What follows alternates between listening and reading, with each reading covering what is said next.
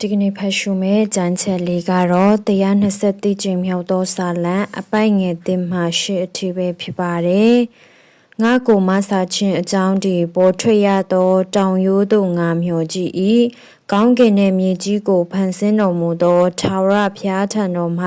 ငါကိုမဆာချင်းအကြောင်းဒီပေါ်ထွက်ရ၏။တင်၏ခြေကိုချော်စီခြင်းကအခွင့်ပေးတော်မမူ။တင့်ကိုဆောင်တော်သူဒီအိတ်တော်မမူအကယ်စင်စစ်ဣတိယေလအမျိုးကိုဆောင်တော်သူဒီငိုက်မီးအိပ်ပျော်ခြင်းရှိတော်မမူထာဝရဘုရားသည်တင့်ကိုဆောင်တော်မူ၏ထာဝရဘုရားသည်တင်၏လက်ရာဖက်၌ရှိသောတင်ခိုလုံရာအရေးဖြစ်တော်မူ၏နေ့အချိန်၌နေအားဖြင့်၎င်းညအချိန်၌လအားဖြင့်၎င်းအထီးအခိုက်မရှိရာ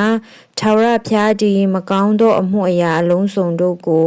ကွယ်ကာ၍တင်ဤအသက်ကိုစောင့်တော်မူလိမ့်မည်ထာဝရဘုရားသည်တင်ဤထွက်ခြင်းနှင့်ဝင်ခြင်းတို့ကိုယခုမှစ၍အစဉ်မပြတ်စောင့်တော်မူလိမ့်မည်။ကျမ်းနာသူရုပ်ချင်းစီတိုင်ပေါ်ဘုရားသခင်ကောင်းချီးပေးပါစေ။